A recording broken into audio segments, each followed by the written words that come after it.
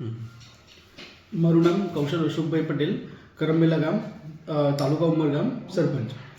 હવે આ ઘટના એવી બની કે આપણા ગામ કરમબેલામાં તારીખ 8/12/2025ના રોજ એક નાનો ટેમ્પો કચરાનો ખાલી કરી ગયા હતા, જે મેઇન હાઈવે સર્વિસ રોડ પર ખાલી કરી ગયા હતા. પછી એ જ બનાવ બીજી દિવસે એટલે કે 9/12/2025ના રોજ પાછો મોટો જે આપણું શું કે ડમ્પર જે આવે એ આખી ગાડી મેઇન સર્વિસ રોડ પર ખાલી કરી હતી.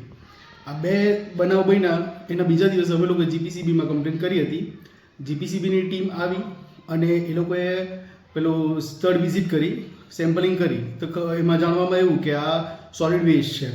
જે સોલિડ વેસ્ટ છે એ આવેલું ડમ્પિંગ યાર્ડમાંથી છે. હવે એક્ઝેક્ટલી કોઈ ઇન્ડસ્ટ્રીઝને એક્શન લેવામાં આવે એવું એમના દ્વારા કહેવામાં આવ્યું કે ઇન્ડસ્ટ્રી પર એક્શન ત્યારે લેવાય કે જ્યારે આ કચરો જે છે એ એક્ઝેક્ટલી ખબર પડે કે કઈ ઇન્ડસ્ટ્રીનું છે. બટ આ ડમ્પિંગ યાર્ડમાંથી આવ્યું છે, તેમણે કીધું કે તમારે ગ્રામ્ય લેવલ પર તમારે જોવાનું રહેશે કે કઈ ગાડી છે અને શું ડ્રાઈવર છે, કોણ માલિક છે અને ક્યાંથી આવતું છે. તો એ બાબતે અમે લોકોએ પોલીસમાં બી જાણ કરી છે. આજે પાછું સેમ બનાવ બન્યો છે તારીખ 18ની રાત્રે. એ અમે લોકોએ સીસીટીવી ફૂટેજ બી કઢાવ્યું છે. જે ગામમાં સીસીટીવી ફૂટેજ લાગેલા છે ત્યાંથી અમને પુરાવા મળ્યા છે.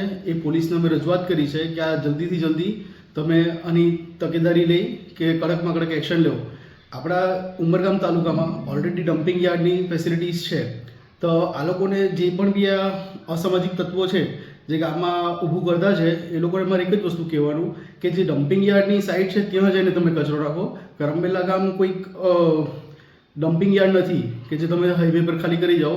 અને આ કચરાનું એટલું ખરાબ છે કે એને ત્યાં ઊભી રહી તો દુર્ગંધ એટલી ખરાબ છે કે ગામમાં 2-3 જણ માંદા પડી ગયા. એ કમ્પ્લેન છે. તો બસ આ મારે કેવું છે તમને. ઓકે.